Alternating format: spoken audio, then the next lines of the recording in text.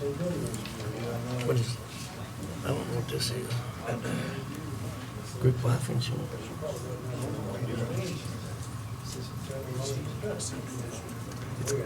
Commonwealth Virginia Voluntary Group Long Term.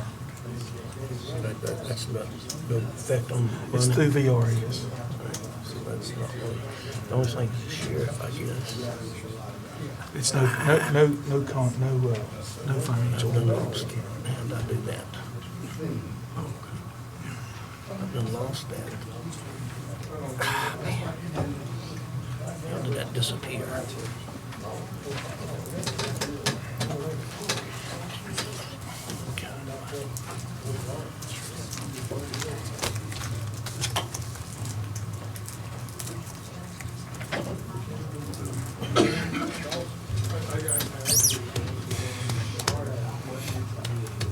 I'll end up losing this thing.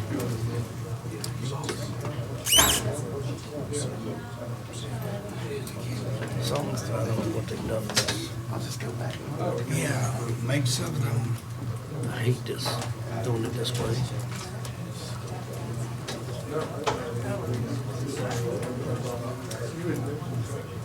See, I'd like the, her other way of doing it.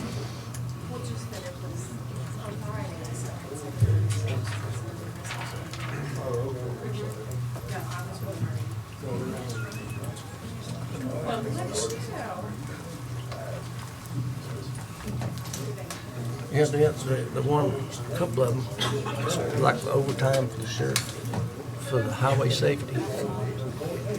You want those out? I hadn't even got to read them.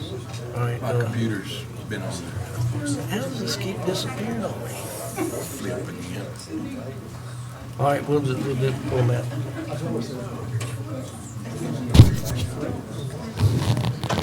Bring her in. She said she was gonna come in to do it. To do what? To ask us to pass the approval of the, So like your mom, Yeah. do what you guys have to do. They're not on the agenda. well, I asked to put her on the agenda. Well, that's fine. I just wanted you to know that they're not on that agenda, so you should remind yourself that. I'm sorry, I didn't know. But I just figured they weren't here today. I didn't know he was gonna be called, but anyway, How does this flag disappear?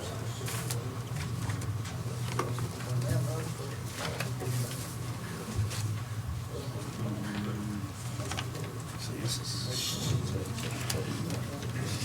Why does it do that? Hitting the close button, hitting go back. No, I'm hitting the arrow down.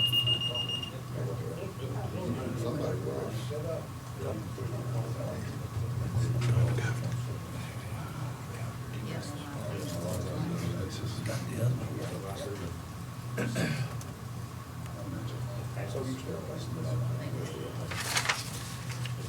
You're gonna read these, Rex? No, I just, if somebody wants to, that's not what we were provided with.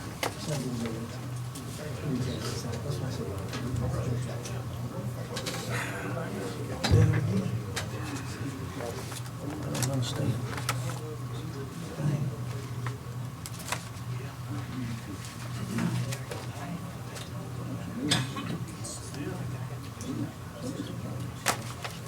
Really don't need it, but. I need it.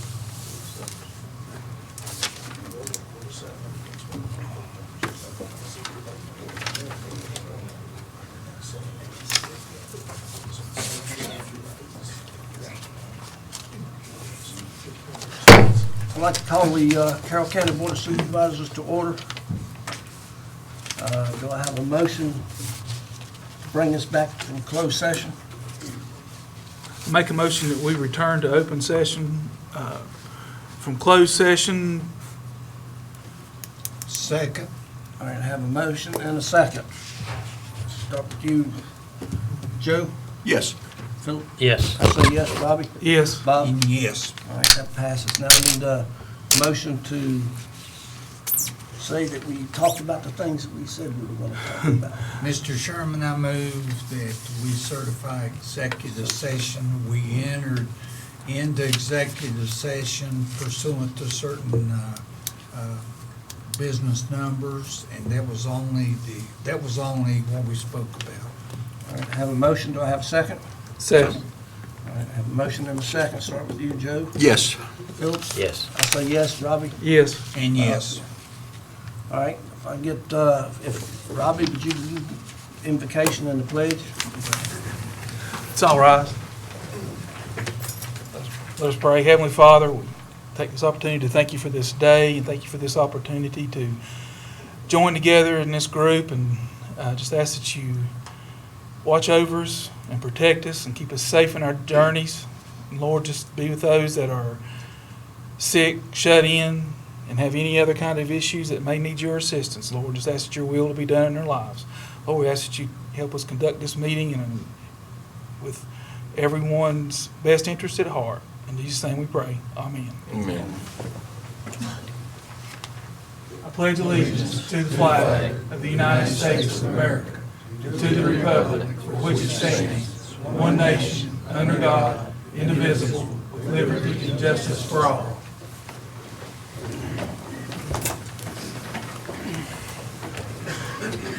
I'd like to welcome everyone here tonight, and probably got a long agenda, so we'll get to it. Do I have we need to approve the agenda, we need to make some adjustments to the agenda. Do I have a motion? I make a motion that we add Fran to the agenda at some point in time, and also that we have a short closed session after the meeting is over for discussion of personnel. Primarily, I think it's evaluation. Is that what you said? Yeah. Performance review, okay. And that's all I have. All right, I have a motion to change, adjust the agenda. Do I have a second? A second? All right, I have a motion and a second. Start with you, Joe. Yes. Philip? Yes. I say yes. Robbie? Yes. and yes. Joe? Bob, you're too far on that side. I keep trying to save time. Dr. Littrell's not here tonight. He had a death in the family, just so folks are aware of that. We're all thinking of him at this point in time. All right, the consent agenda. Do I have a motion to approve the consent agenda? Or is anything that needs to be moved out? I make a motion that we accept the consent agenda, sections A, B, and C, and hold this section D, the treasurer's report, over for audit. Okay, I have a motion. Do I have a second? So moved. All right, I have a motion and a second. I'm gonna start with you this time, Bob. Yes, Robbie? Yes. I say yes. Phil? Yes. Yes. All right. All right, now where does that put us? Waste Industries? Have someone from Waste Industries? Is that the? Mr. Chairman, somehow this joint proclamation that we discussed earlier didn't get added to the consent agenda, it doesn't look like. All right, we need, I guess, hold on a minute, we need, probably need a motion to add this to the, Mr. Chairman, I move that we add this to the consent agenda. all right, I had a motion, do I have a second? Second. I have a motion and a second. Start with you, Bob. Yes, Robbie? Yes. I say Rick? Yes. Phil? Yes. Joe? Yes. It's been a long day. Mr. Chairman, to clarify, I think that's tantamount to a motion to review the consent agenda. Okay. So, just to clean it up, I would have another motion just to approve the consent agenda with that item added. I make a motion that we approve the consent agenda with the building safety joint proclamation added. Do I have a second? So move. I have a motion and a second. Bob? Yes. Robbie? Yes. I say yes. Philip? Yes. Joe? Yes. All right, motion carries. Now we can go to Waste Industries. Sorry to hold you off. Good afternoon, and thank you very much for allowing us to be with you this evening. My name is David Duke. I'm with Waste Industries. I'm the Government Municipal Contract Manager for Waste Industries, covering this section of Virginia and Tennessee and Western North Carolina. And we have met previously with the county administrator and the assistant county administrator to talk to them about a transition that we're looking to go through in the very near future. And the transition is going to involve our operational procedure on how we physically collect the garbage for the residential garbage collection that we have the franchise agreement for in Carroll County. With me this evening is Robert Washler. Many of you have met him or seen him around. He's our general manager out of Wytheville, where his office is located, where he has a truck maintenance facility, and I forget how many drivers or employees there, but 27 employees there that take care of our operation in this particular area of Virginia, Carroll County, Wythe County, and surrounding counties. Also with us this evening is Travis Hitchcock. Travis is our regional vice president for Virginia and also Western North Carolina and Eastern Tennessee. So basically what we want to tell you a little bit tonight, or kind of give you a little bit of a briefing of what our intentions are and why we are looking to go in this direction, to have a little bit of a change in our operational procedure, which has to do with several different factors, primarily has to do with the safety and health of our employees. So at that point, I'm going to let Travis speak to that, and we're all three kind of jump in and add to it as appropriate. Okay, thank you. All right. Good evening, everyone. I appreciate the opportunity to speak in front of you all this evening, and I'm going to speak to you more on the operational side of what's really driving this and how the industry is really changing at this point. But our industry has become ever so challenging with distracted driving on the roadways. We've got numerous types of incidents that are occurring on a regular basis across the country, and our vehicles. Distracted driving. Excuse me. No problem. And it's become challenging in that our drivers don't really have a whole lot of ways to protect themselves when the driver's not paying attention and they pull up to our truck who's stopped in the roadway trying to provide the services that we provide. So kind of the concept that a lot of us as haulers across the country have shifted to is what we call automated or semi-automated collection. And essentially what we're looking to do in this scenario, our current arrangement is actually we assess a charge for rental where you actually, the users in the county would have to pay to subscribe to have a cart provided by us, or they can use their own personal containers that they want to purchase. What we're proposing to do is actually go out and purchase containers for everyone in the county at no cost to the citizens, and they would still only continue to pay the user service fee. And Robert, what's the rental fee that we're currently charging for the carts? So it's $1.50 for the cart rental fee. That would not be assessed to the users. What we're going to be doing is just continuing to assess the service line item at the current rate that we currently provide those services. I go back to safety really driving it in that when we have containerized waste, we can hook those containers directly up to the vehicle. A lot of times the driver doesn't have to get out of the vehicle. Now I understand it is Carroll County and there's going to be applications where the driver is still going to need to get out, and we've already designed or set up ourselves to have a truck that would allow them to do that and provide equivalent services to what you guys have today. Most recently we had a dog bite last week in Carroll County where one of our employees was bit by a dog, and that's another reason why just more and more times they get out of the vehicles, more and more opportunity for them to get hurt or potentially be bit or incur a needle stick or something along those lines in loose trash. So those are the main drivers and why we're looking to shift this way. We find it's a nice opportunity to also improve the aesthetics of the county. You're talking about appearance, litter, all those types of things. The containers we provide have lids, the lids close, and we'll be maintaining those to make sure that they stay in that state. And it'll ensure that the amount of litter throughout the county actually comes down as a result. So that's what we're looking to do. If I've missed anything, or if you'd like to add anything to. One of the things I would like to add, where we talk about the appearance of the community, a lot of times when people put their bag trash out on the curbside or the roadway, Animals will get into it at night, they'll tear into it, they'll throw garbage and trash, and litter sometimes ends up on the roadway, which can become a hazard for the people traveling the roadway, the public. And this would eliminate that also.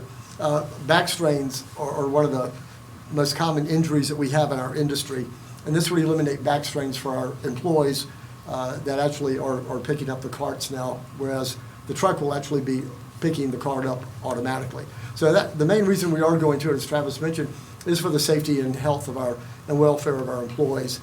The garbage sanitation industry, actually, for occupations in the U.S., sanitation workers have the 5th highest fatality injury worker occurrence than most other occupations. Actually, our occurrence for injuries and fatalities is higher than policemen, construction workers, and even miners. Kind of a surprising statistic. So we're always emphasizing safety. We have a huge emphasis on, in many areas of our company where safety is always talked about. Weekly safety meetings, Robert holds with all of his employees. Everyone is required to attend. They're required to sign off, and they've attended, and they understand, the material that has been shared with them in terms of safety-related issues. So just something else to kind of throw in there why we're looking to make this change. Robert, anything? And something else, the seniors that we hand service now, they'll be serviced the same. If they got a cart and they can't push it to the road, we'll make sure it gets pushed to the road, brought back to them. So the service will be the same, it won't change. The thing that does help is gets the right guy off the back of the truck. Carroll County's tight, and we got drive cam as a safety feature we got in our trucks. You can see a lot of close chances out there with passing cars on the roads. So, and then he's also got, then you ask, where's the toter, the helper at? He's on the back of the truck. So, we're gonna try to eliminate that altogether. So, but good thing is, he's not gonna lose his job because he's gonna be helping with the carts in Carroll County. So, it's a good thing. Do these have wheels? They do. They do, yeah. Are they bear-proof? Not yet. Not quite. We hope we don't run into that, but we know in the mountains sometimes you have to have that. And if you do, let us know. Special parts for that. Yeah, the If residents. there's a user or a resident that has some challenges with that, there are some ways around that, and we can work with them individually. They are a bit excessive in what they charge for those type of containers, but at the same time, if it's an issue, we'd be happy to work with you all. We have a bunch of Bear commercial cans in Carroll County, so. Figured. Robert, transition timing, when we want to, We're planning on, Friday's route, starting probably next week, the week after. Is gonna be going to like 75 residents, is gonna get free carts. We're gonna do a mailer, and then also we're gonna call them personally and tell them new carts are showing up and everything. And then we're gonna run it, and then we hope to come back the next month and sit down and talk and tell you how it went and everything, and I wanna try to convert everything by the end of July, so. Any other questions we can help clarify? Sounds like a great idea to me. Okay, very good. It sounds like a win-win for everybody. And the good thing is, if they got a problem with a wheel or something coming off, call us just like they do now, and we'll have somebody out usually the next day. Have it done. You want me to hold the cans out? oh, sure, yeah, if you don't mind, thank you. You want, Robert? These are the actual Thank you, Steve. containers they're talking about. It's been a bear, it bit me.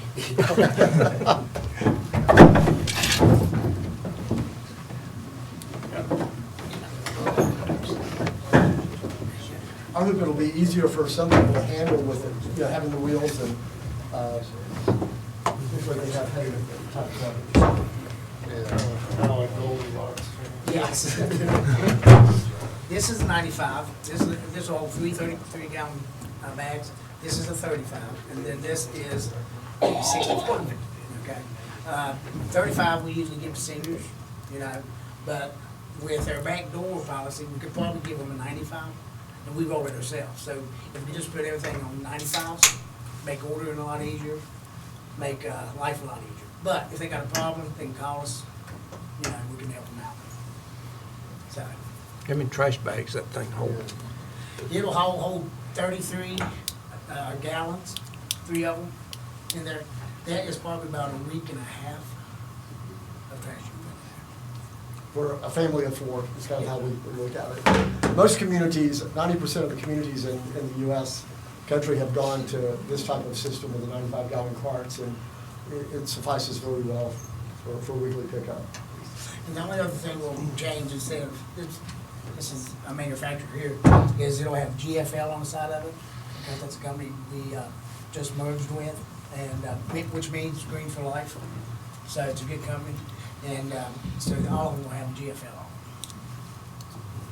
I noticed one of your cans says recyclables. Are you guys doing recyclable? We are up in Montgomery County, Okay, just with the town of Blacksburg and Christiansburg right now. right. We don't do none in the county. The reason I ask is I just noticed Galax has quit doing their recycled plastic bottles. Yes. You know, and those things are gonna start showing up everywhere. Oh, yeah. I didn't know if you guys were part of recycle or not. Now, we do cardboard for Carroll County. Okay. Yeah, and the bad thing is, the price of cardboards went down so low, it's costing us to just pick it up. Yeah. Yeah. Yeah, the commodity market's really in a time of disarray at this point, I would say. A lot of municipalities across the country are actually exiting from having recycling services as a result of it because the costs are just getting way out of line. Essentially, there's a loss or a decrease in the amount of demand for recycling materials here domestically, and we've been banned from sending our materials to China, India, due to contamination levels. So it's a interesting time that we haven't experienced yet here in the States. As Travis said, it is because the processing fees from some of our processors will be much more than disposal cost in the landfill. But we're seeing rates of $92 a ton up to $100+ a ton to process recycling materials, and you know what the disposal cost is in the area. So it is a very challenging time, but we're still trying to be involved in it as much as practical, as much as we can. Okay. And then also, I've talked to Steve about advertising more about a residential pickup to help the landfill situation. I got with Alan, we're gonna be setting up a big banner out there with their telephone number on it, so they can call us and try to help that situation out too. I like this, it keeps animals Oh, yes. from, Exactly. you know, crows are about as bad as anything, you know. And the other thing I failed to mention is it keeps your, the residents of the county responsible for maintaining those containers. It shifts that to our responsibility. Obviously, if something gets burned or something along those lines, we might say, okay, we'll replace it once. But if it continues to be an issue, we'll have to have some conversations there. But at the same time, they're not going to have to routinely, replace those throughout the time of the life of providing the services. Yeah, these are guaranteed warranty normally for 10 years, and we have a lot in service that have exceeded that mark, so they're very sturdy, they hold up well. The only thing, I don't want to scare you, but when you see the driver, he'll be driving on the right-hand side. Yeah, so Like the mailman. it'll be a little bit different, so. You may want to put an armed guard on the truck in Wythe County, because I had somebody dump a bunch of stuff on me from Wythe County, and they claimed somebody stole their trash. So, you better watch them in Wythe County, okay? I understand it's a big problem in Shorts Creek. Yeah, there's a lot of stealing going on in their trash, so. Placing them so they can pick them up, is that gonna be something you have to really place them right so they can get them? Yeah, we'll teach everybody, we'll send out mailers and stuff, and also do advertisement. Honestly, if you just keep it 3 foot away from whatever mailbox, some kind of post or something, that's good enough. But yeah, we'll educate everybody, yeah. Yeah, we'll even have stickers on them where they'll know which side of the cart to have facing outwards for us, so, yeah, we'll try to keep it very user-friendly and not confusing. So, anything else? All right, thank you for your time. Thank you for your time. Thank you, gentlemen. One thing I would like to add, if you don't mind, we're going to request with Nikki and Steve that we can come back and we're going to meet with them in the interim, but as Robert mentioned, appear at one of your meetings next month, kind of give you an update as to how the transition is going, and also talk to you a little bit about an adjustment that we're going to request of the board because of the increase in the landfill tipping fee that takes place July 1st. So we'll give you plenty of notice on that, and we'll bring that request to you next month if we can get on the agenda. Good. Thank you once again. Thank you. Thank you.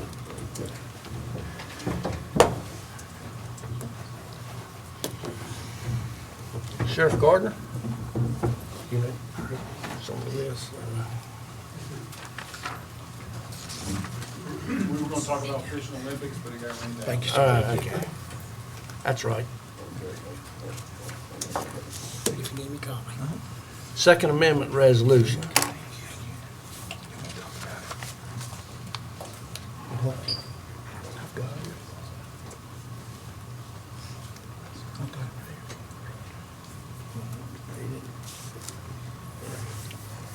The Second Amendment resolution that we've got in front of us is,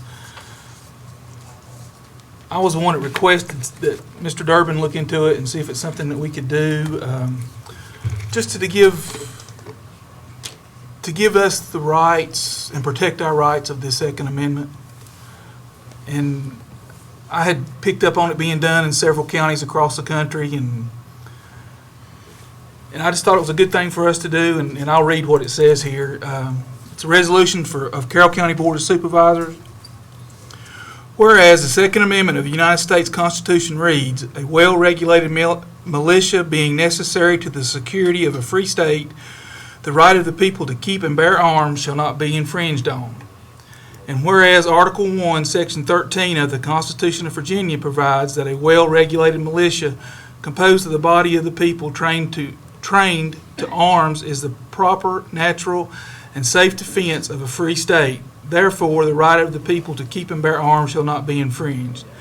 That standing armies in time of peace should be avoided as dangerous to liberty, and that in all cases the military should be under strict subordination to and governed by the civil power.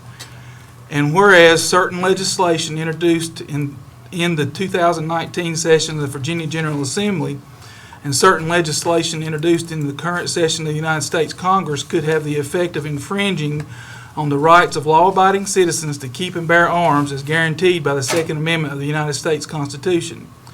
And whereas the Carroll County Board of Supervisors is concerned about the passage of any bill containing language which could be interpreted as infringing the rights of the citizens of Carroll County to keep and bear arms, or could begin a slippery slope of restrictions on the Second Amendment rights of the citizens of Carroll County, and whereas the Carroll County Board of Supervisors wishes to express its deep commitment to the rights of all citizens of Carroll County to keep and bear arms, and whereas the Carroll County Board of Supervisors wishes to express opposition to any law that would unconstitutionally restrict the rights under the Second Amendment of the citizens of the Carroll County to bear arms.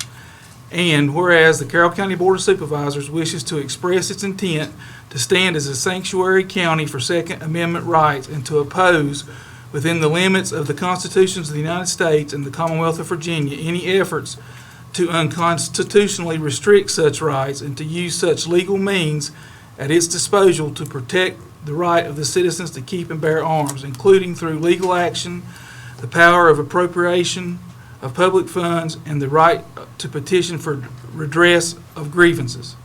Now therefore be it resolved by the Board of Supervisors of Carroll County, Virginia, that the Board of Supervisors hereby express its intent to uphold the Second Amendment rights of the citizens of Carroll County, and its intent that public funds of the county not be used to restrict Second Amendment rights or to aid in the unnecessary and unconstitutional restrictions of the rights under the Second Amendment of the citizens of Carroll County to bear arms, and that the Board of Supervisors hereby declares its intent to oppose unconstitutional restrictions on the right to keep and bear arms through such legal means as may be expedient, including without limitation court action, and that the Board of Supervisors hereby declares Carroll County, Virginia a Second Amendment sanctuary.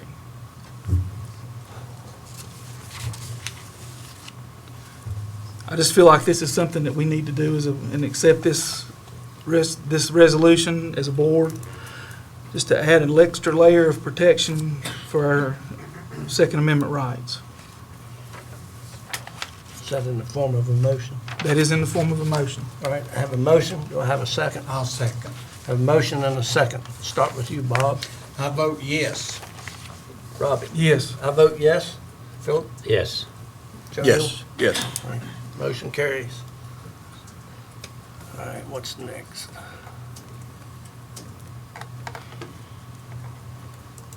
The next Bill- item, Mr. Chairman, is building permit fee adjustments that are being proposed. The idea is to adjust, it's mostly of the adjustments are for things that were left out of or didn't much apply to the prior schedule. And there's also some, like, for example, large towers, either didn't have it or was a very minimal charge. Also, larger structures, we're charging a little bit more, and it's based on the size of the building being evaluated. We estimate that this structure is very similar to those that have been adopted in nearby counties, particularly Grayson County.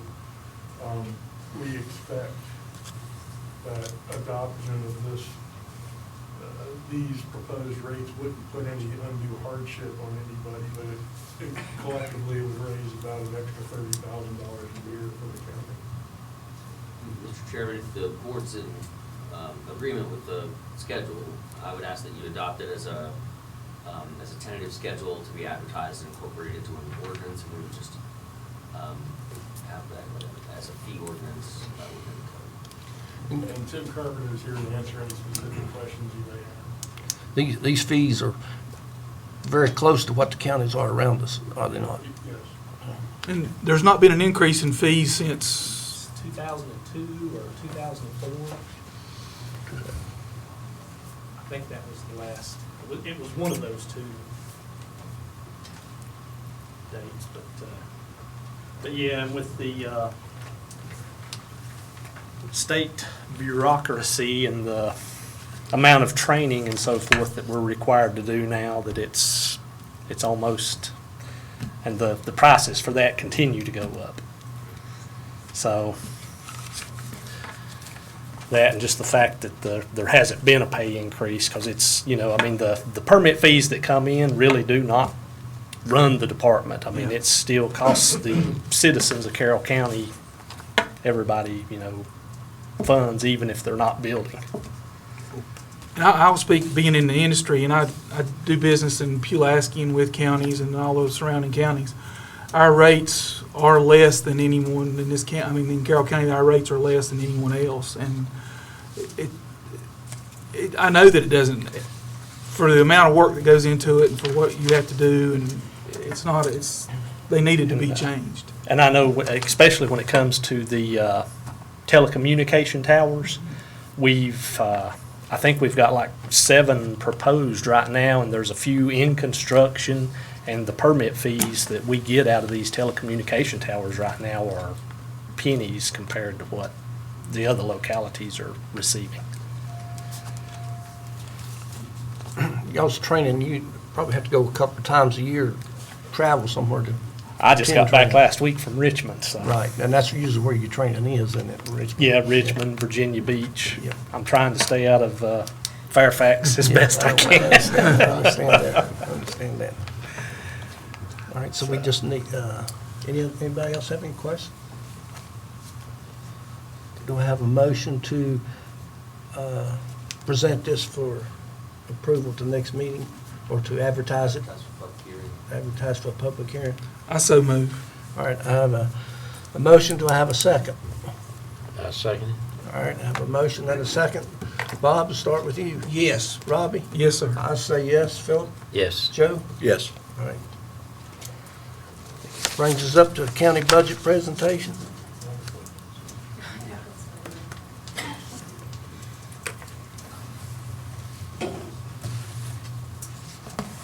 Give me a minute just to get it queued up.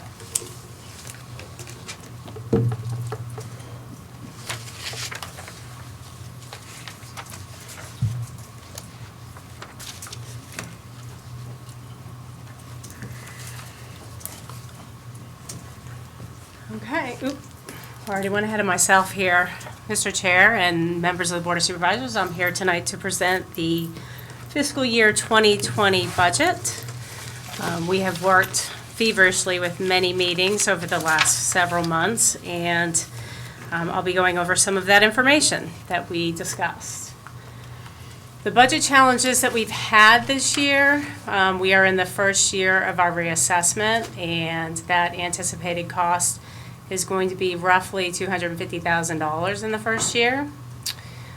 Our continued community demographic changes with our jail and CSA costs escalating, and we'll go over the exact figures later on in the presentation. We have continuation of the QSCAB funding of $1.2 million in the budget. We have continued unfunded capital needs, and there's a detailed slide later on in the presentation of what we have included in the budget.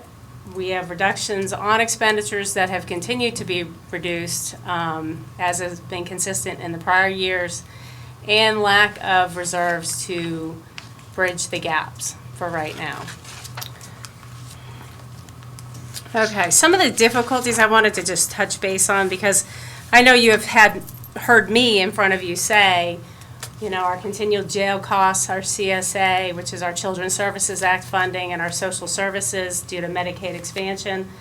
But I just took a couple clips of not only two of the surrounding areas, but even an article in the Roanoke Times in Buena Vista, Rockbridge County, Lexington, and Buena Vista are raising their real estate tax rates to pay for increasing jail, social services, and health insurance costs. I think this is a statewide issue that we've been having. Grayson County is also experiencing some of the same community demographics as we are here in Carroll, and the same is going on in Galax. So I think this is a statewide issue. I think we're going to see some more legislative, hopefully legislative issues that are being addressed statewide in the future, because the localities are drowning in some of these costs. Our goals have continued to be the same as they have in the past at least 4 years. I think we all went into this budget process with the goal of not having a tax rate increase, rejuvenation of fund balance, so we do have in the future reserves to help bridge some of the gaps that we may have, and also presentation of current service levels. Our demands for our citizens are not going down, they're going up. So we basically are trying to keep service levels where they are. I've summarized the 2020 revenues for you from fiscal year 2019 to 2020. The overall increase is $112,579. And one of the important things to note on this slide, because it's been a long time since I've seen this trend, but our revenue from the Commonwealth has gone up.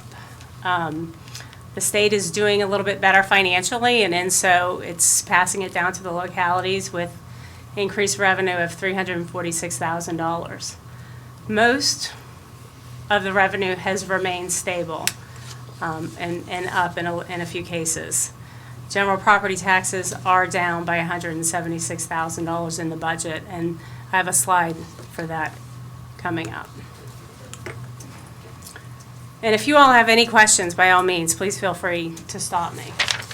I went ahead and put together a regional tax comparison for real estate and personal property, and using just some of the surrounding areas.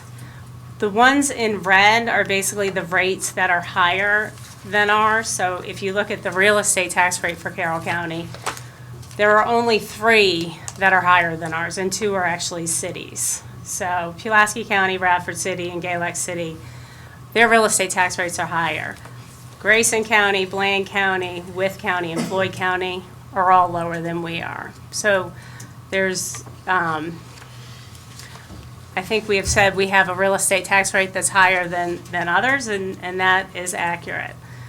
On the personal property tax rate, we are the lowest.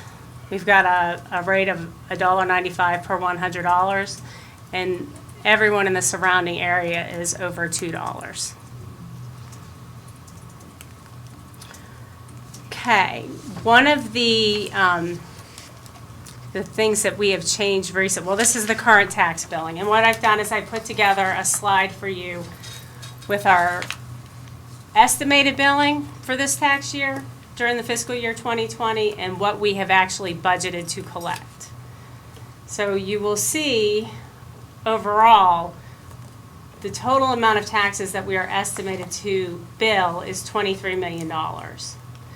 We have only budgeted that we're going to collect $20 million based on historical collection rates, which is a difference of roughly $2.4 million. And I wanted to note one thing in particular, the machinery and tools tax. I actually have in the budget document $889,000, which is higher than what the actual billing was. That number needs to change before we adopt the budget. This was the actual billing for 2018 tax year.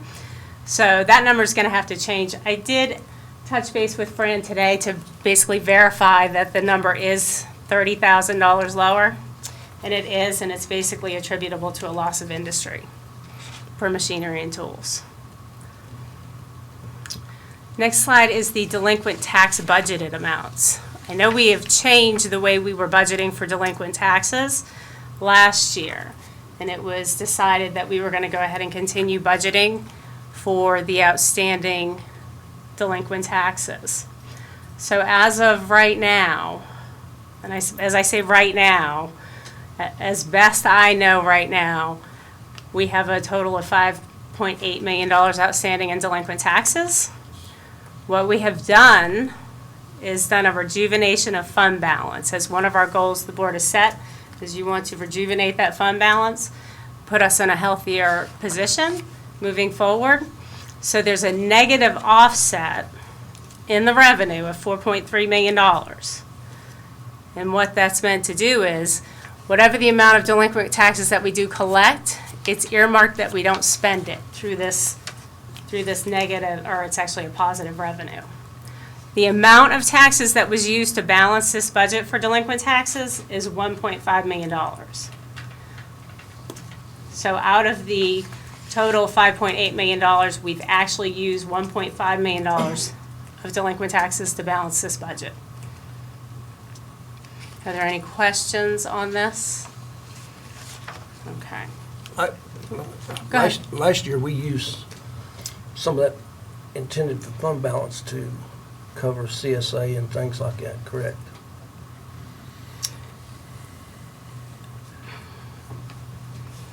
I mean, That's we a didn't have tricky question. I know. There wasn't sufficient funds to cover Maybe it, so. more than we originally budgeted to balance the budget. Yes, yes, Is yeah. that what you're asking? Yep, so we didn't get to, I would say no, because we had a positive increase to cash at the end of the year. Our revenue and our expenditures had a positive impact.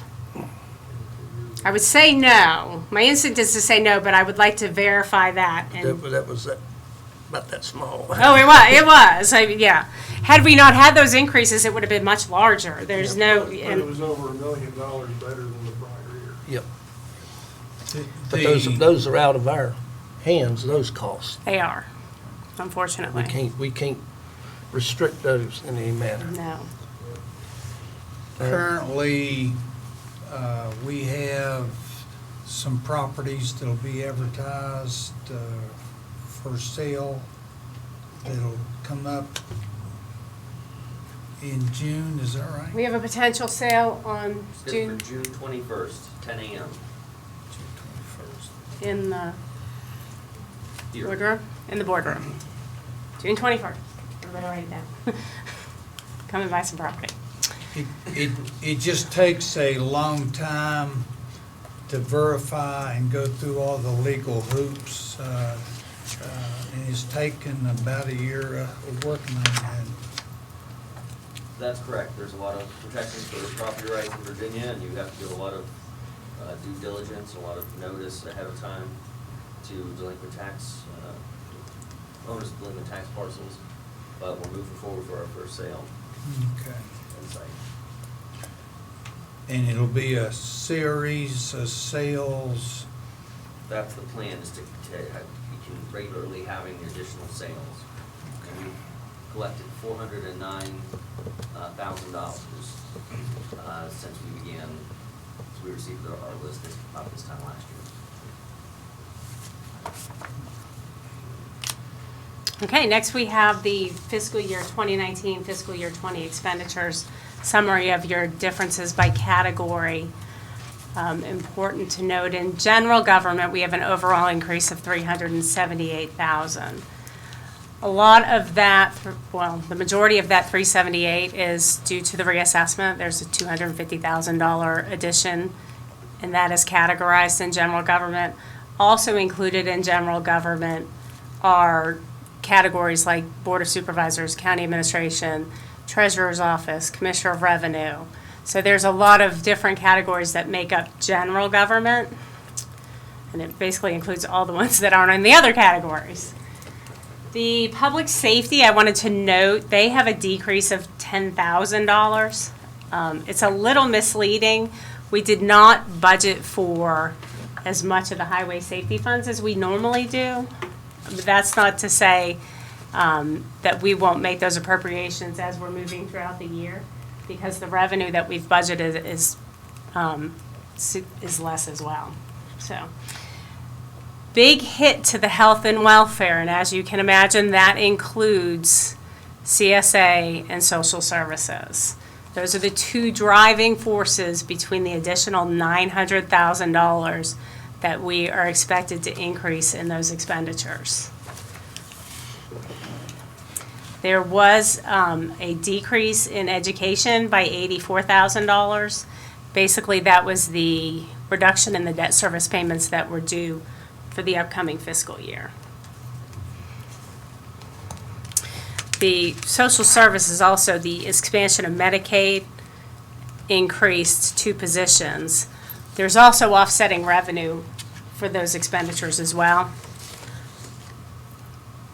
on the revenue side of it. So it's not 100% county funded, but it still is a big hit, even if you're at 29% of $800,000. That's a pretty sizable number. The significant increases, and I think I've touched on all of these so far, significant increases in expenditures, social services, it's $508,000. CSA is the $464,000, which is the difference of $895,000, I think, on the previous slide. Regional jail costs went up by $200,000 as well, budgeted for this year. I'm hoping we don't use the entire $200,000. I'm hoping we don't use any of the $200,000, but if history is the predictor of the future, we are probably going to have an increase in the jail costs. Reassessment, like I said, that's in the general government, $250,000. So basically, we had significant increases of about $1.4 million in the upcoming 20 budget.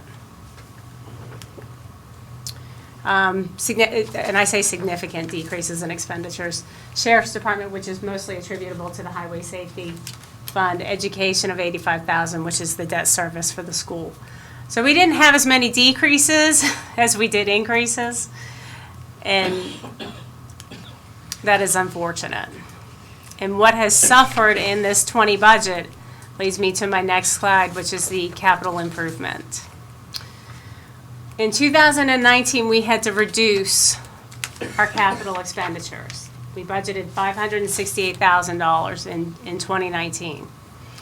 The requests for 2020 were in excess of $1.8 million. We actually only proposed $594,000. So as you can imagine, because we've all been here before, we are not investing in infrastructure that we need to be investing in. So hopefully moving forward, we can get a more solid handle on our financial future if we can rejuvenate some of this fund balance and start investing in the infrastructure of the county.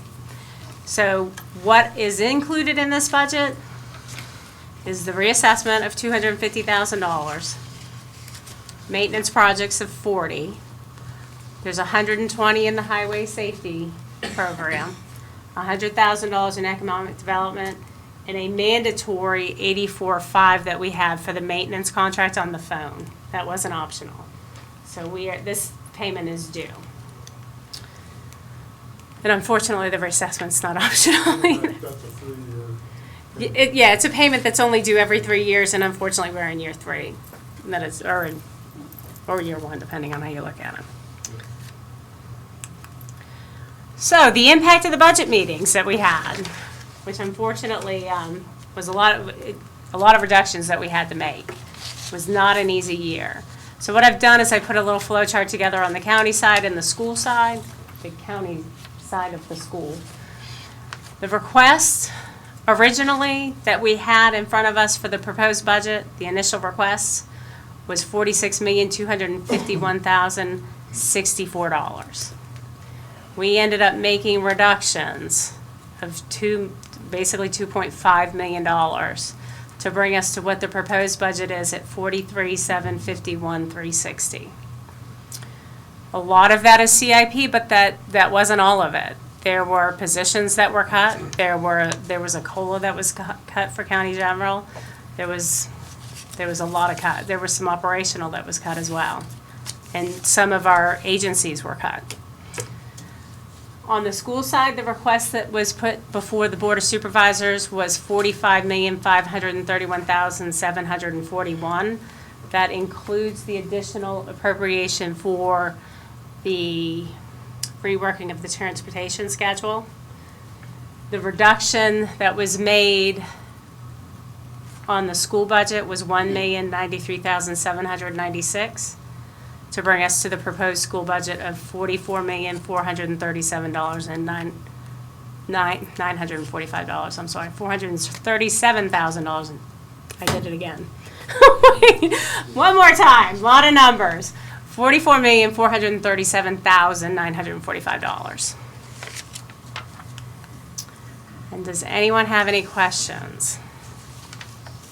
I know it's been a long, arduous process for everyone, and I thank you for all your time. It's been a lot of budget meetings. You've had to spend a lot of extra nights here. Problem is, it's just hard to dig out of a hole. Yeah. But we're still trying to dig. I have one question, if you would allow, please. Would it be correct for me to assume, from the way you've structured the budget, that you have to collect $1.5 million of delinquent taxes in this year in order to balance the budget that you proposed? Is that a correct assumption? Not necessarily. I'm going to show you why. We've also, for the current tax billing, we've only budgeted $20 million of the 23 we're gonna bill. So if that collection picks up and we actually collect more of the current billing, Okay. You got more revenue coming in? we'll have more revenue coming I in. got it. And historically, we do have more revenue coming in, and I say that only because there'll be legislative changes, sometimes sales and use tax pick up. There's just revenues that come in trending higher, meals tax, lodging tax, as the economy starts to pick up.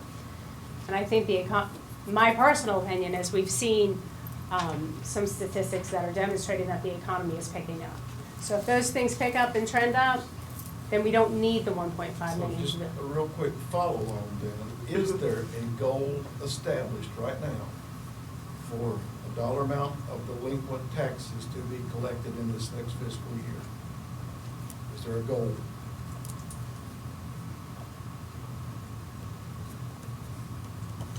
Probably not. I'd say there is. Because we want to rejuvenate the fund balance. I understand that it would have to be a soft goal. I understand that. I know that it's not. My goal would be somewhere in this ballpark, but that's not realistic. We're not going to collect Yeah, 100%. you're not. There's going to be supplements or abatements. There's going to be things that affect that number that are out of the control of anyone.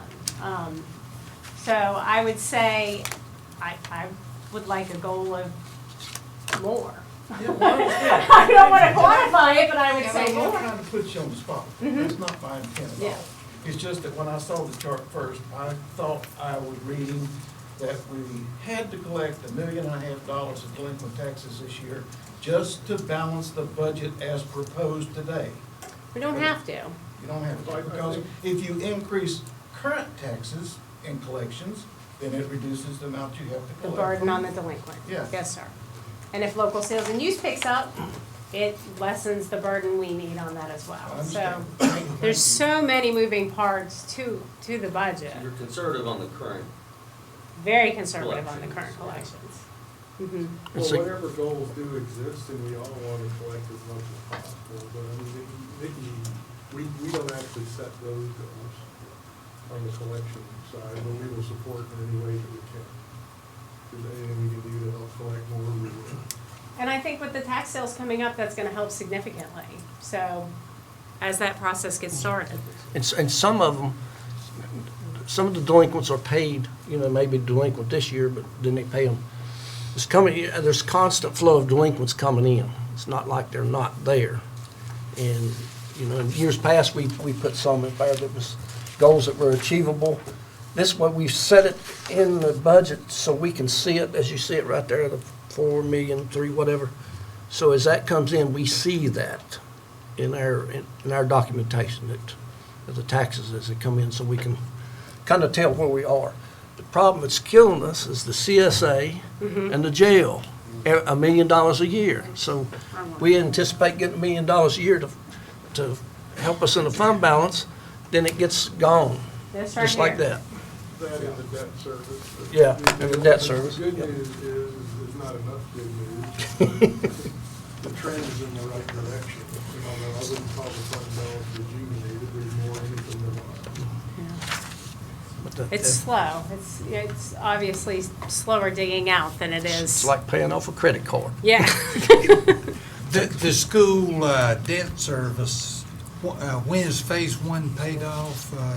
2021? 2021. All right. And I will caution us all, that is going to be a great time for us in Carroll County, but that infrastructure is also aging and not being invested in either, because that's what we're having to do right now. In time we get there, these other costs have gone up Yeah. to cover that a little bit. But Hopefully, there'll be a couple years that we have, maybe to repair a roof or two and before we need to get to a school. But on the positive side, several boards in the past, they were able to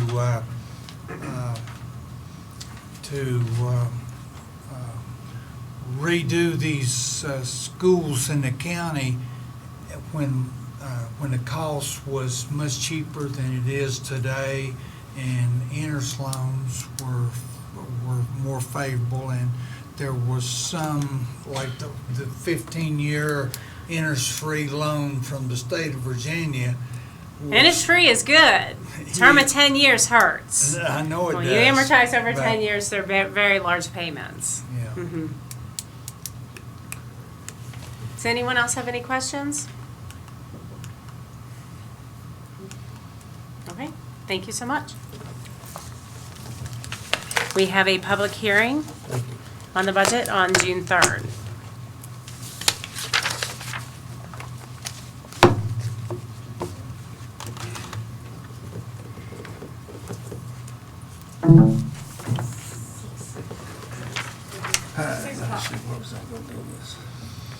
All right, the 6-year road plan,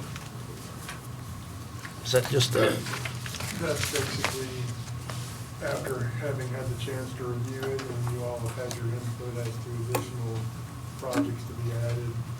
It's just there to be approved after doing some of that work. so all we need to do is approve that, correct? Yes. Because we've already had the public hearing. Do I have a motion to approve the 6-year road plan? I make a motion that we accept the 6-year road plan. I have a motion, do I have a second? I'll second it. A motion and a second. Can we discuss it a little bit after the second? Yes? Okay. I was really disappointed in two of the roads that I put on last month didn't show up. And I think the explanation back from VDOT was they knew they couldn't get to them anytime soon, so they didn't put them on there. I didn't like that. There was some roads from last year's plan that was moved in front of some roads. They changed the way to put them in. Didn't really understand all that. From what I understand, talking to VDOT a little bit, they're only looking at 5 projects this year because they're so expensive. So just hang on, we're still working on them. The way they do it, Richmond VDOT gives each area so much money for these 6-year plans, and they stay on there, and I know the first one that they're planning on doing this year is over $1 million project. So it's over on 620, over on Coastal Church Road. It's $1,057,000 project. So that took a lot of the funds that would have been spread out over more projects for this particular year. So just hang in there. We'll keep putting them on there and keep trying to get them moved up as fast as we can. That's in Sulphur Springs side, right? You So talking? Coastal Church Road. Yeah, over there, Mount Zion Road. Yeah, Mount Zion, yeah. Yeah. Question, does VDOT get to say whether or not we get to put the roads on there? I have an issue with that. I mean, I don't care if we had. I'm sure I can get any road you want added to the bottom if you'd like. Yeah, I think There was a that's- couple. And also, if you all are not happy with the plan as it's come out, don't approve it now. Let's go offline, and I'll go back and work with it. I mean, this is their recommendation, but you don't have to do this. Right. Well, the email that I read from her was that she didn't put some of the roads that we proposed because she knew she couldn't get to them. She may have done that. Yeah. And you know, the fact of the matter is that if we put those on the bottom of the list, they'll just sit there and the 6 years will go by and they won't get done. Right. So rather than set an expectation that they will, but that doesn't stop us from doing it, and it doesn't stop you all from setting priorities to take back to VDOT for this county. And if you don't see it the same way, we can still talk about it. Okay. Well, I think the concern would be, is kind of what happened with Appalachian Trail. Yeah. It was on the 6-year road plan to be fixed, and then it just kind of disappeared.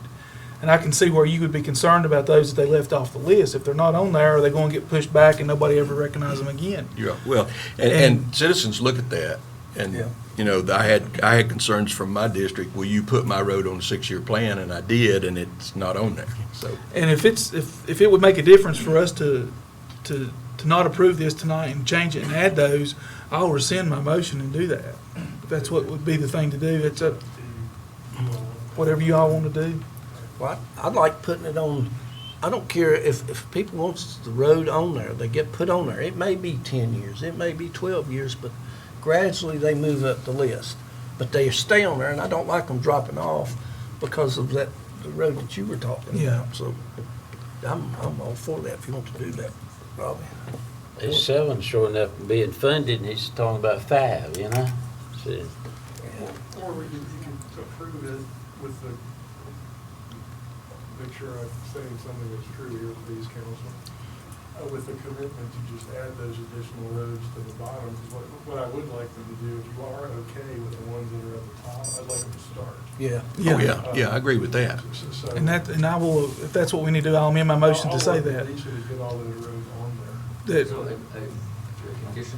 motion for conditional adoption, provided that those additional roads are added? Yes, something like that. I'll amend my motion to say that we'll approve this with the addition of those roads that have been removed, placed back on it. Okay, I'll take care of it. All right, got that motion, need a second. A second. All right, Joe. Any discussion? I keep forgetting discussion, any more discussion? All right, Bob, I'm gonna start with you. Yes. Robbie? Yes. I say yes. Philip? yes. Joe Neal? Yes. All right, motion carries. See what's next here. Frank? Mr. Webb, would you send me the list of anybody who has roads that they're concerned I about? will. I left my list at home tonight, but, If you would just send them to me. I will. tomorrow or something. okay, I'll send you an email with them. Thank you. Thank you. All right, Fran, if you wanna do yours. Thank you for putting me on the agenda for tonight. My concerns are about the reassessment. The field work needs to start in June. Well, not the field work, the sales ratio studies. I would like to know what direction you want me to go in. I contacted other counties to find out information about all 3 companies. Their recommendation was Wampler-Eanes. I would like to move forward with them with your vote and approval. Get them hired so they can start their process. And is that your recommendation? Yes, sir. Any question? All right, so I guess we need a motion to approve them as our, It's Wampler. Wampler Eanes. And Mike Colavecchio, one of the representatives from Wampler Eanes, is here tonight if you want to ask questions. If you have anything to ask him. anybody that, y'all have any questions? Have you ever done Carroll County before? Yep. The past two was done by them. Okay. Well, they will be approving the proposal that we reviewed in your office. Yes. Yeah. Excellent. And you're okay with that, Steve? Absolutely. Well, I make a motion that we accept the proposal from Wampler Eanes to provide our reassessment. All right, I have a motion. Do I have a second? I'll second. A motion and a second. Start with you, Joe Neal. Okay, and just a little Discussion. discussion, okay? I sat in on those meetings and met with Wampler Eanes, and they were really wanted to work with us, and we actually got a lower rate Yes. than they did 5 years ago. Yes. You know, they came in actually cheaper than 5 years ago, which is a plus for the citizens. I was very happy that our commissioner recommended them. She's worked with them before, and so I'm all in favor of Wampler Eanes. Wampler Eanes, yeah. Okay, that's all I've got. All right, the vote's on you. I vote yes. Philip? Yes. I say yes. Robbie? Yes. Yes. I don't even get to say Bob. Thank you. Thank you Fran. for your time. Could I ask you one more question while you're here? Just something that's come to my mind. It's not about the reassessment. Yes, sir. There's some relatives that just moved into Grayson County, and they were telling me that Grayson collects their personal property taxes by June 5th, and then their Yes. real estate by We're December. very busy in our office right now because Grayson's tax bills went out for personal property. Right. Is that something Carroll should look at to help with the flow of money through the year? That's totally up to the board. Okay. Could I come in and sit down and talk to you sometime can. about it? Okay. My door's always open. Thank you. Thank you. All right, debt policy. We need to discuss that, or we want to pass that on to everybody get to review it. There is one change I want to make, but I didn't bring it with me tonight. Well, if you need to make a change, we can pass it to the next. Yeah, we can. Table it and then. Yeah, let's table that to next. Make sure everybody looks at this. This is important policy. You know, the debt policy, you know, we can be too restrictive or we can be too liberal on allowing debt. So make sure that y'all look at that, and we'll make a determination next month. Committee appointments, do we want to do that now? This will pass it on.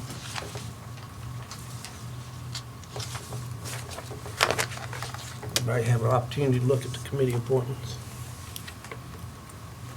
Would you prefer to, we still got an end of the month.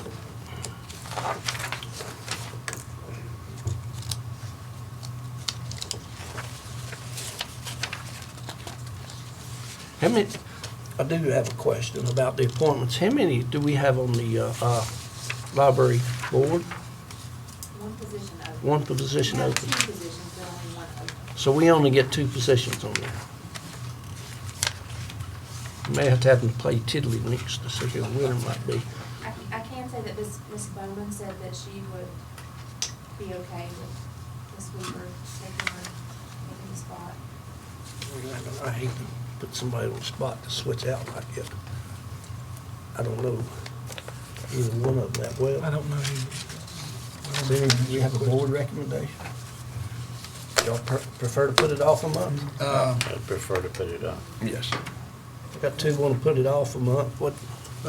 Go ahead. What? I was just looking at making a motion for the appointment to the IDA.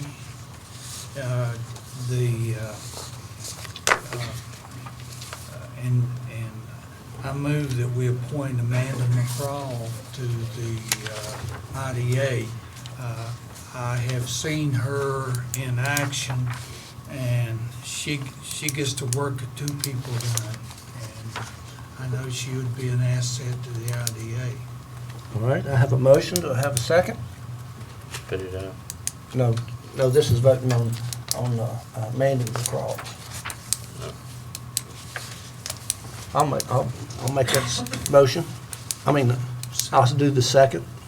So I have a second and a motion. So any discussion? That's on just that one. Start with you, Bob. Excuse me. Two of the positions potentially, at the end of May, which one We just doing the, well, I guess, I don't know which one we're doing. Bob, you've never put anyone on the IDA, had you? No. That's what I thought. We'll have to, I don't know. There are two positions open, Steve. as of the end of May, yes. But we can fill one now, do the other one later. Sure, we just need to know which one.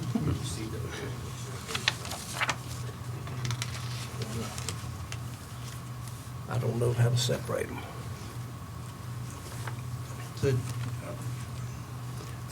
You're saying there are two positions open, or are they There's two from two positions different that have districts? incumbents in them now, whose terms expire. At that point, the two positions would be open to be, you could put them back in it, or you could put somebody else in it. But if you're going to put somebody else, you'd have to say which of the two incumbents that you're not reappointing. Well, either, and whoever was appointed the next meeting would cover that other empty space. But I see what he's saying. Yeah, I do He's saying too. who are the Which two one? incumbents, I guess Yeah. is the question. Which incumbent do you? Who's, Are you asking that question? yes, sir. It's Larry Chambers and Roger Wilson. Okay, okay. So we got, how many, we got two from Cana, right? At the current time, we do. I know however you want to do it, Bob. You made the motion. Well, I mean, if I could shed a little All right. light, I don't know if this, what if I think can make it worse, but I'll give it a shot. I think that you could appoint one to fill one of those two seats. Yeah, And then the next time you make a decision to fill that last seat, that would take you'll care be of it. determining who's not Yes. being reappointed. Yep, Okay. that's what I thought. But That- to fill this seat right now, if this motion passes, one of those seats, Is one of it- those incumbents is not going to be Yep, reappointed. There's a meeting in June. There's a meeting in June. that's all right.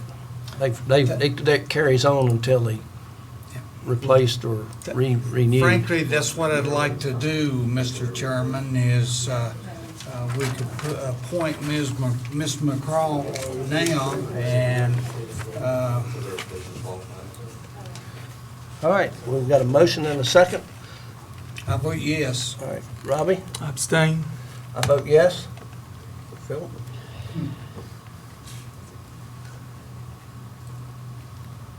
I really know what I'm voting on, so I'm going to abstain. Okay. Joe? I'll vote yes. All right. So the motion carries. Yep. 1, 2, 3. All right, and we want to pass the others by till next month. All right. All right, now we need to adopt and appropriate the 2000 school budget. If I could, Mr. Chairman, Yes. I need to read the following statement due to the fact that it's just left my phone. I'll be right back with you.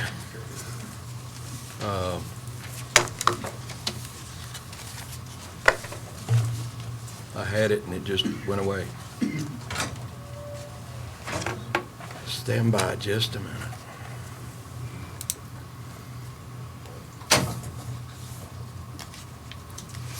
Okay.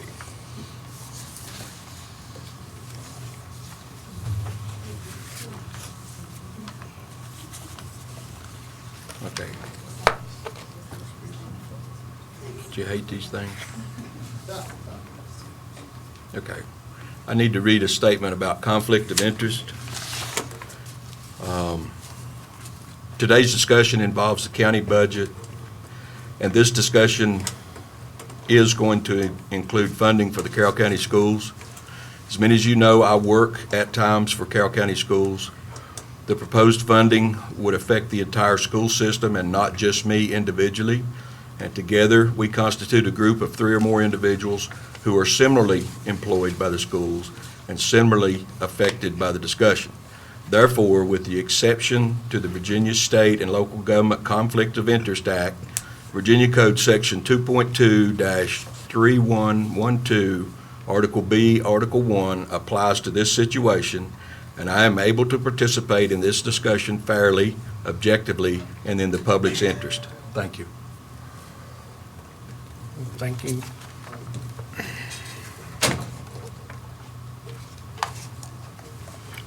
Has everyone got to read the resolution?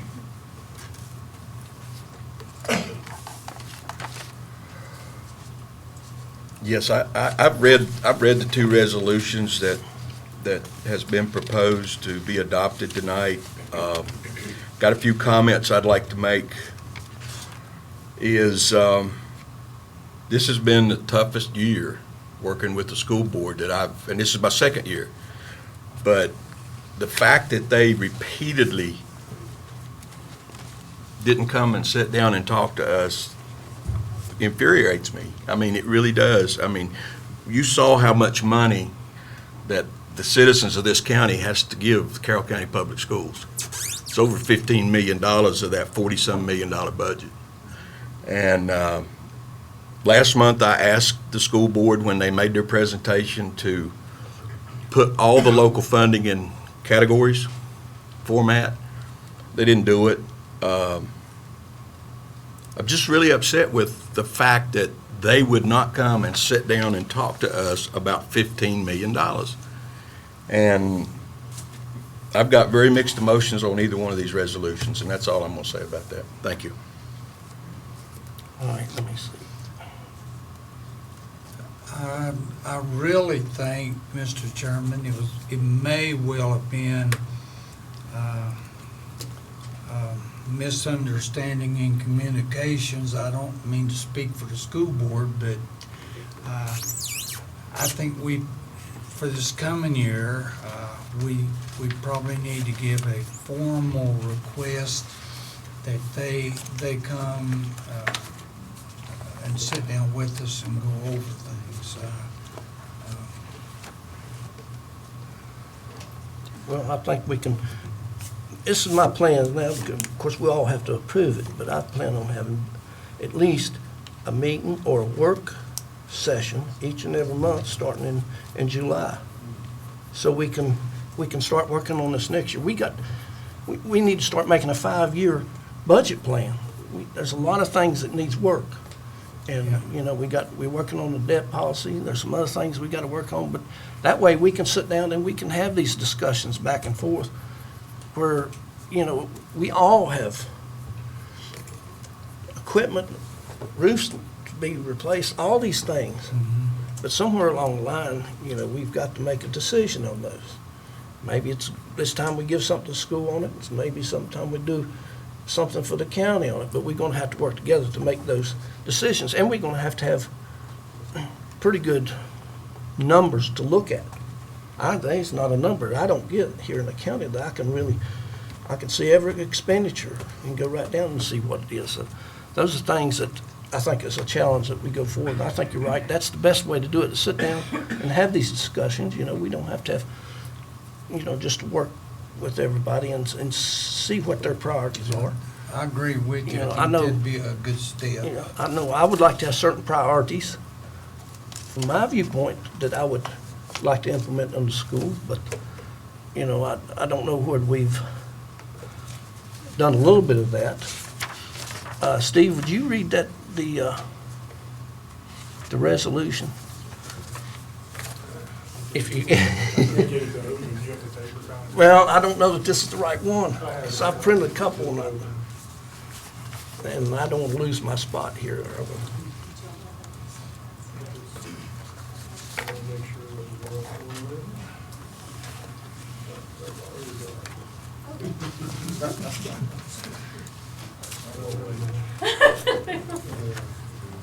Okay, whereas free quality public education available to all students.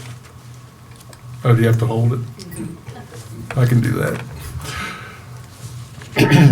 Whereas free quality public education available to all students without exception are foundational to our democracy and to the prosperity of our Commonwealth. And whereas the Board of Supervisors of Carroll County hopes and expects their efforts to assist the school board with their budget challenges will assist with teacher retention, talent recruitment, and enhance instruction for our students.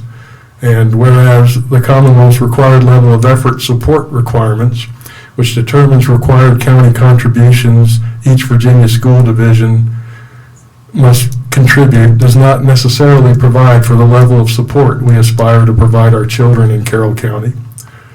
And whereas the Carroll County Board of Supervisors strives to combine fiscal prudence with generous support of our school division in Carroll County as an investment in the future of all our children.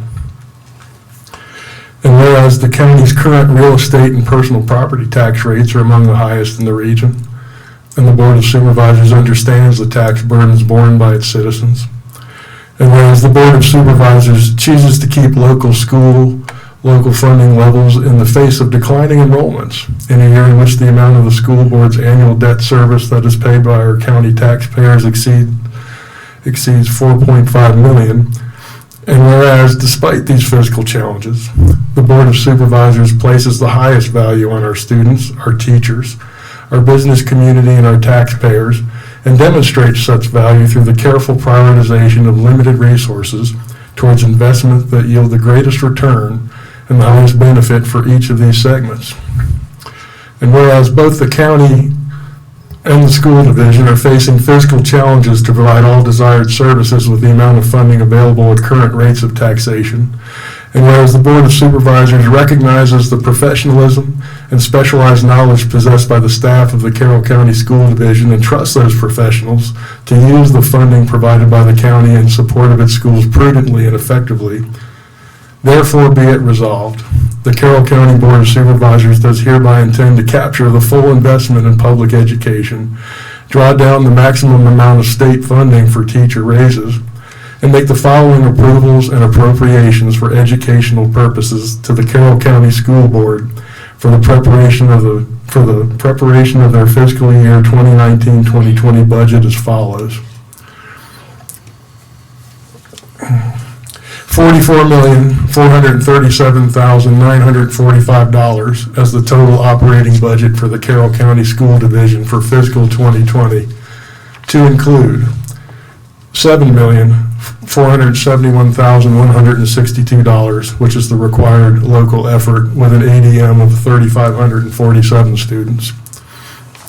Additional funding of $3,780,502 above the required local effort for Board of Supervisors funding priorities to be utilized as follows. $276,448 for the county portion of teacher employee salary increase, $3,504,054 to be used at the discretion of the Carroll County School Board, for a total county appropriation of $11,251,664. In addition, $4,557,922 of local funding for debt service for school board facilities is approved and appropriated. And so the total local funding for Carroll County schools is $15,809,586. This level of local funding assists in securing additional funding, including $27,228,825 in state funding, $4,986,381 in federal funding, and $971,075 of other funding. Therefore, be it further resolved, the Carroll County Board of Supervisors authorizes the preceding expenditures as well as the following additional expenditures and appropriations.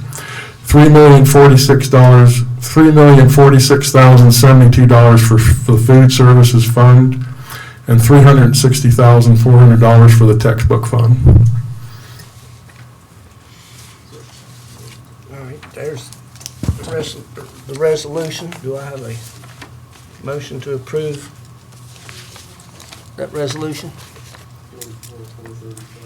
Mr. Chairman, I move that we approve the resolution that Mr. Truitt just finished reading. I have a motion. Do I have a second? I'll second.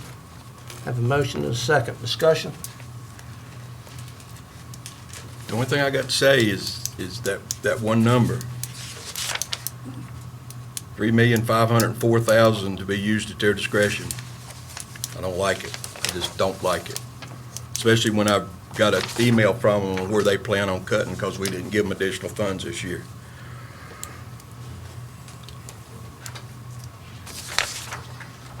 That's all I got to say, Mr. Chairman.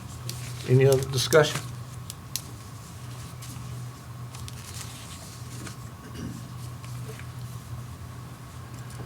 All right, let's start with you, Bob.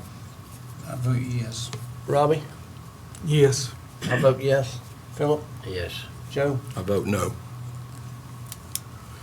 Motion carries.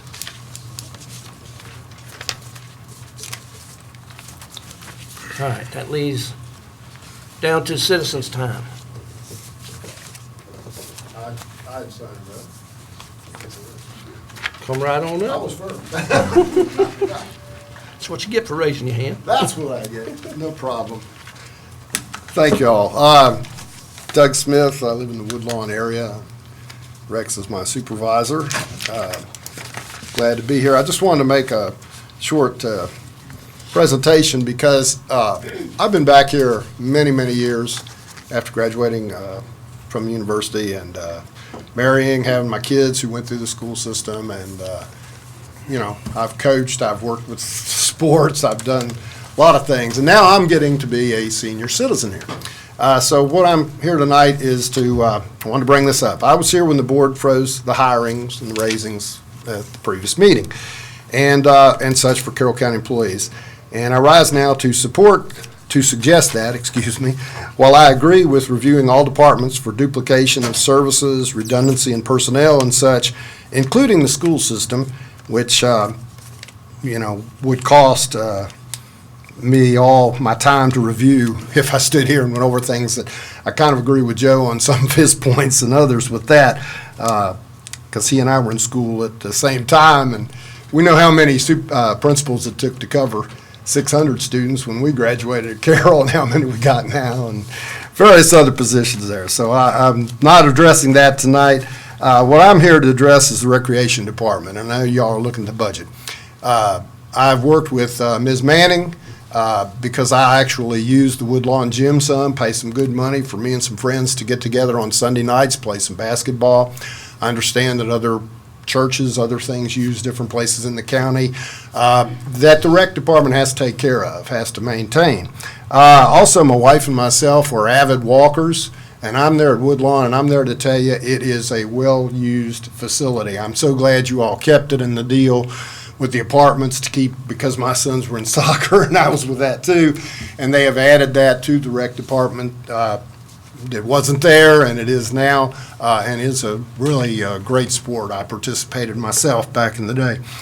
So the county always talks about jobs, businesses, et cetera, and what do these want? Good schools, reasonable taxes, and a recreation for families and kids. I think we could all agree, no matter how you come down on any of these issues, that if I'm looking to come here with a business, motel, restaurant, anything, and bring employees here, that's what I look for. When I worked at the training center for nearly 35 years before retiring, I made use of a lot of stuff there and here. And the people that worked there used facilities. So as the Wellness Center charges too much, in my opinion, because I go to Galax to walk free and shoot baskets free, and I thought they were going to rig it kind of like that. But our own Carroll County Rec Department is suffering now. We are having a retirement of Ms. Manning, as far as I understand, and they've had at least one quit and one person on workman's comp or injury at the moment.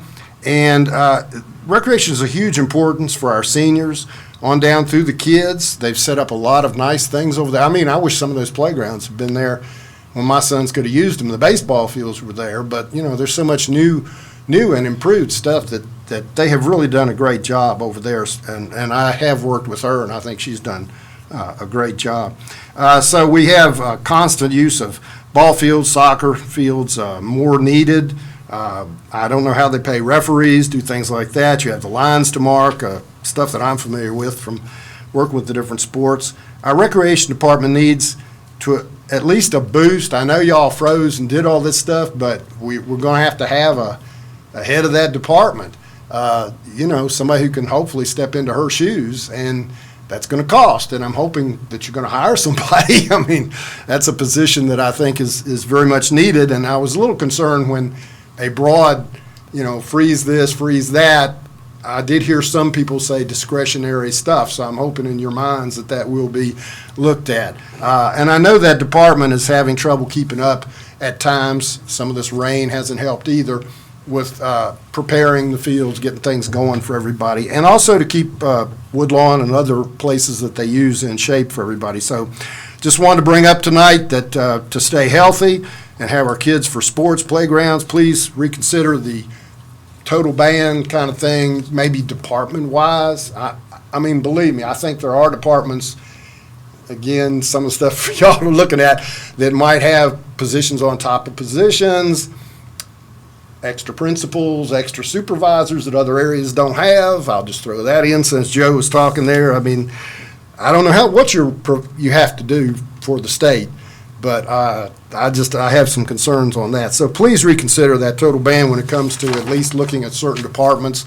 And just to finish up, evaluating our needs for our seniors of all ages, citizens of all ages, which department does what, and the rec department right now, because I am familiar with it, I'm using the facilities, and I've been in touch with them for my own use of Woodlawn for some friends to play basketball.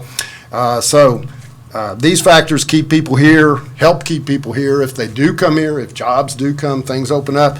So keep us all healthier and happier. And thank you. That's all. I just wanted to back them up and hope you'll take a look at their budget needs. I know they've been cut before, but we need to get a couple positions at least going to keep everything running smoothly for our seniors on down. My kids played and all that. They're gone. But I know, you know, if you want to keep developing the county, that it's important to keep a good rec department. Thank you very much. Thank you. Do you know where the first baseball fields were? I hate to think. They were Cochran's? I don't doubt that. That's where they were. I don't doubt that. Cochran's? Yeah. Right there where Cochran gas station used to be, Yeah. the ball fields were right there until they moved them up on the hill. Oh, okay. Until they built Yeah. that. But anyway, thank you all very much. Thank you. Mandy?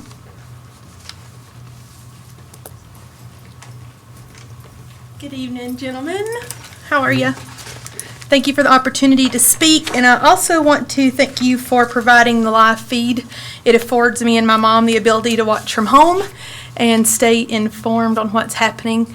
And unfortunately, I hate that I even have to say it, but a lot of people think that my dad uses me as a pawn, and he puts me up to speaking. But to those people, I say I'm an intelligent, educated individual, and I pay taxes in Carroll County. And I can come and speak to you all on matters that affect me. I've always thought that you spoke for yourself.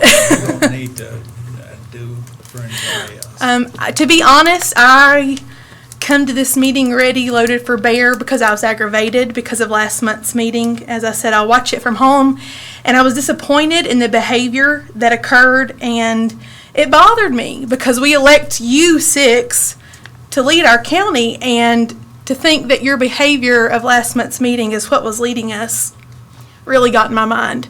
However, you guys have communicated very well tonight, and I appreciate that. And so that kind of knocked me off of my pedestal a little bit.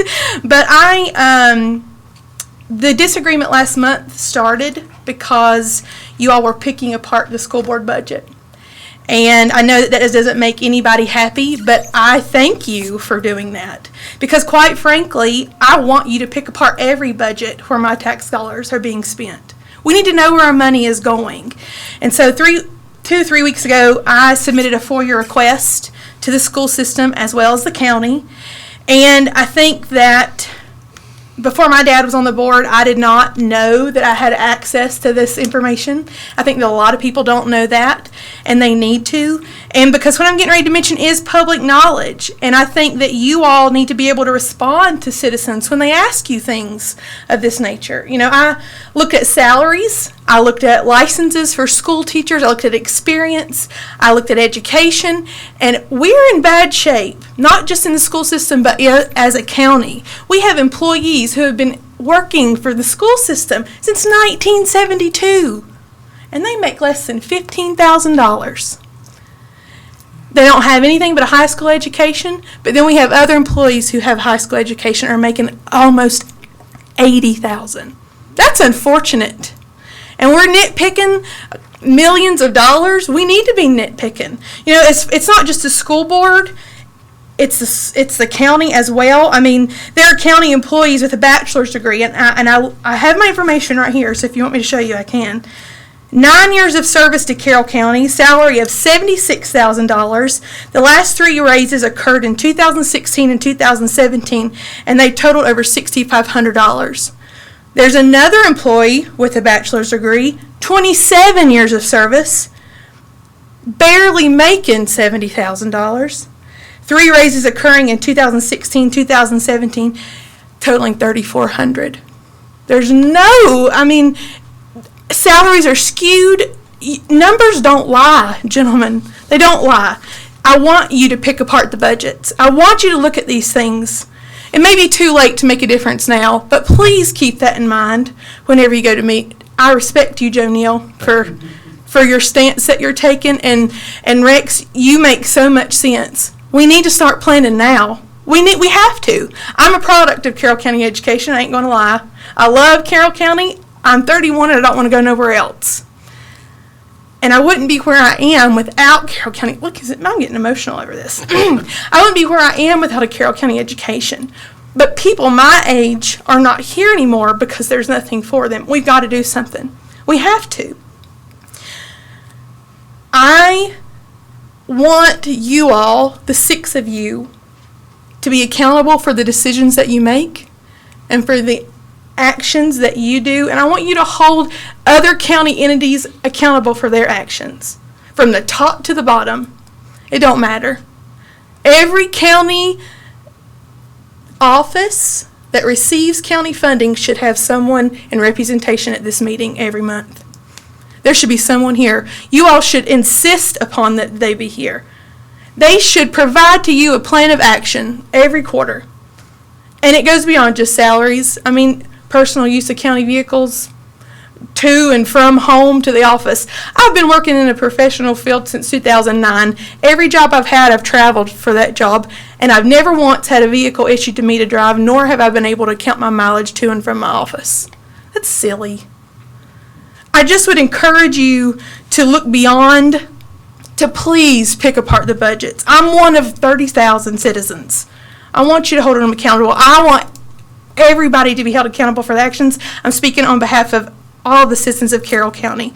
And it must start at the top, and that's you all.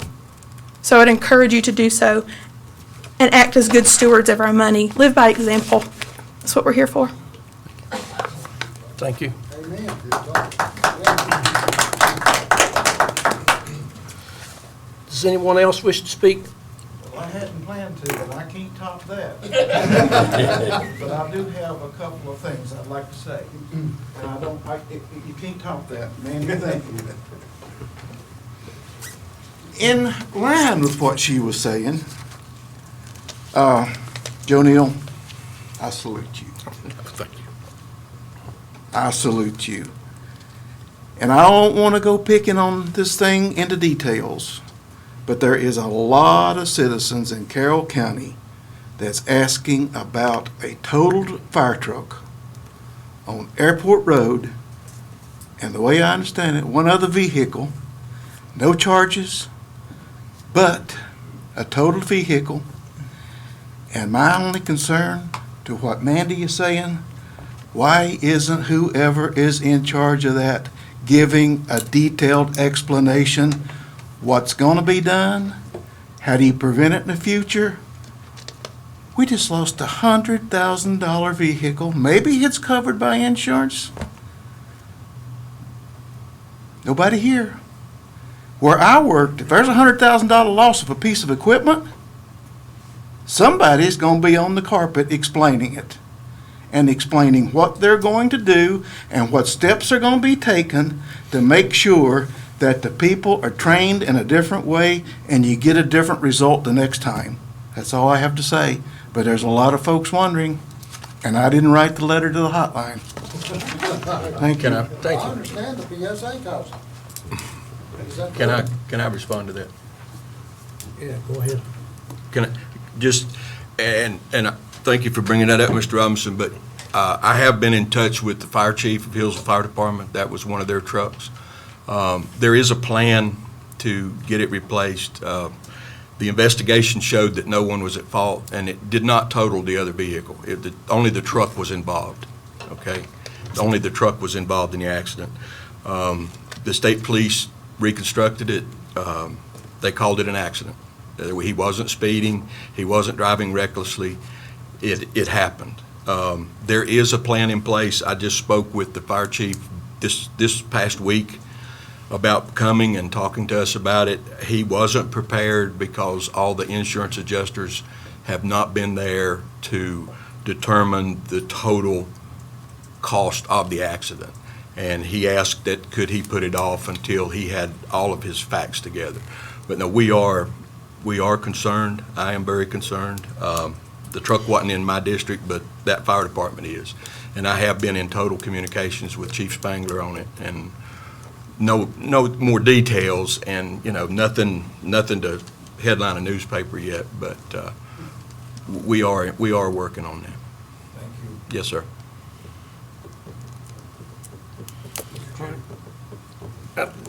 Leads us down to supervisor's time. Mr. Chairman? Yes. Before you go on, could I speak Yes. just briefly? Yep. So I wanted to correct something. When we were doing the motions on appointments to the IDA, I said it wouldn't matter if we designated the remaining seats now or later, but looking at it more closely, that does create a practical problem because this board will not meet again before the IDA meets. So the members won't know who really has been appointed and who's not in terms of who's going to attend the next IDA meeting. So in order to resolve that, I think we could just do a motion to clarify whether it's Mr. Wilson's seat or Mr. Chambers' seat that the appointment was made for. That would resolve the issue. And I apologize for the confusion. I have a motion. I make a motion that this recent appointment doesn't take effect till next month. Would that solve it? That would address the issue, yes. All right. Should we go back and amend that, or should we just carry through with this motion? Would that overrule the last? I think it needs to be two motions under Okay. Roberts. You have a motion to reconsider. Someone who voted in the majority can make a motion to reconsider. Okay. And then you modify that, you modify your motion to appoint effective at Right. after the next Board of Supervisors. Does anybody want to make a motion to reconsider?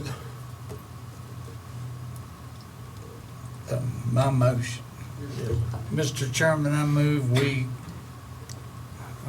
reconsider my motion and to state that.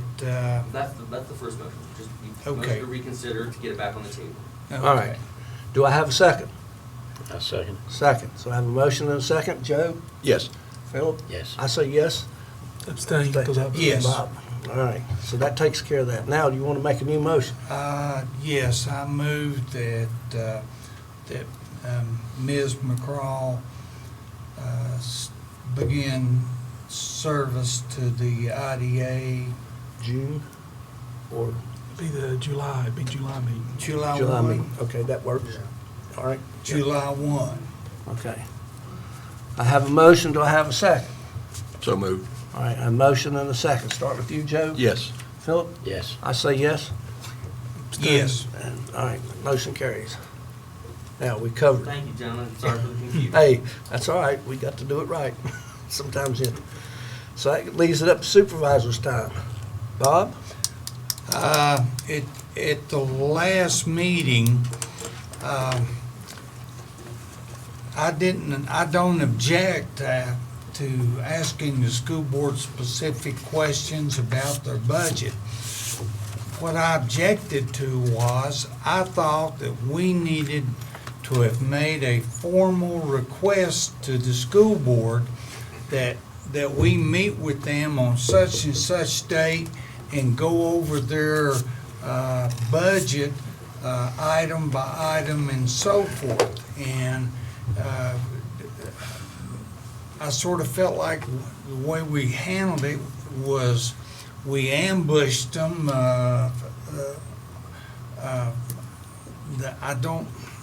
I just didn't like the way it was handled. I do not object at any time to going through clarification on any budget items with any department that the county supervises and so forth. And to my way of thinking is, and Rex, I like to what you said before, we need to meet with them on quarterly basis or whatever, and we talk about expenses that they're looking at coming up, or maybe changes in the law that's going to affect their budget, and so that when we get their formal budget, then we have another meeting with them, and then later adopt or whatever. That was to my way of thinking. I thought that meeting should have been held sometime prior, and it be in a form of a formal request to meet with them on such and such date for looking at the budget and so forth, okay? But I like your idea of doing several meetings with them and talking budget and round table discussion. I think that would tickle me to death, suit me just fine. Thank you, Bob. Rob? I thank everyone for being here tonight, and I do want to say this and just reiterate what Mandy said. We fight over Carroll County business more than you all would ever imagine. One of us typically ends up having to leave the house or go to a different room. She's a very outspoken, educated young lady, and I'm very proud of her for that. And I respect Joe for his comments on the school board tonight. I do take issue with some of the things that we deal with the school budget, and it's my suggestion, and what I would love to see happen in the future with the school board budget is the state money is categorized when it's allocated, and I think it's 9 categories. I really would like to see what the county, what we give, our required local effort, and what we give above and beyond, to be categorized too, so we know what group this money is going into. That's something I'd really like to see us to do. I do want to see us to foster a relationship with the school board and improve that relationship, and to be able to sit down and have discussions throughout the year about it. I have a high respect for every member of that school board, and I appreciate all that they do. And other than that, Mr. Smith, I appreciate your comments on the rec department, and that's something that we do need to look into and consider. And Joe, thanks for the update on the fire truck. Thank you. And that's all. Thank you. Joe? Yeah, just again, thank you, everybody. It's good to see people here that are concerned with the county government and figure out what's going on. And for you guys that's been here for the past 2 or 3 months, you've seen it's been a war. I've been in war with these guys, kind of like Robbie said, he's been in war at home. Been in war with some departments. Never intended to hurt anybody in those departments. I just felt like it was the right thing to do, as Ms. McCraw said, to make every tax dollar count and make them be accountable and transparent and responsible for every tax dollar that we give them. I'm not trying to cut money out of the school's budget. I just want to make sure the money's used the right way. That's all I'm asking for. I tried to explain that after last month's meeting when I readdressed the school board. I respect them and their decision-making. It's a tough job, I'm sure it is. We deal with a $42 million budget. They deal with a $42 million budget inside, using $15 million of our money, okay? So that's all I was trying to do, is just make people more responsible, more transparent, more accountable, so that when the citizens that elected me to this seat, when they say, where did they spend that money? And I have to look and go, I don't know. Well, that's not what they put me in here for. When I campaigned, when I ran, I told them I would watch their money. That's one of the main jobs as a supervisor in this county. And that's all I want to say about that. I think everybody knows where I feel and how it's going to go. And we're going to make it work. This is not the end of it. It can't be the end of it. Carroll County's not shutting down tomorrow, okay? We have got to get on a good working relationship with every department in this county, not just the school systems, but everyone that uses local taxpayer money. And we need to sit down at a table numerous times during the year and agree to disagree and come to a common solution to the problems that we're in. I know I've told Rex and Robbie this, but in my older age, I summarize things. I try to look at it and make it where people can understand. And I've tried my year and 4 months now, 5 months now on this board, is I've summarized it that Carroll County is a ship of 30,000 people out in the middle of the ocean trying to sail to the island of prosperity, where everybody's good, everybody's happy, everything's perfect. Of course, we know that's not available. But right now, I see this ship stalled in the middle of the ocean taking on water. And as Ms. McCraw said, we're the 6 captains of the ship. We can't do it. We've got to have the departments to come in here that knows how this county operates and work with us to get this thing going. And that's what I intend to try to do with my time that's on this board. Enough said about that. I want to extend condolences to Sheriff Gardner. I know he lost his father last Thursday, very tragically, very suddenly, and I want to extend my condolences, and I'm sure the board's condolences, and the citizens of the county. He was a great man. And that's all I've got, Mr. Chairman. Thank you. Thank you. Philip? Well, I'd like to thank everybody for coming out, and I voted reluctantly yes, and I did that. The school board, I am told, used to be appointed. Now they're elected. You and everybody out there in the county sends the school board members in.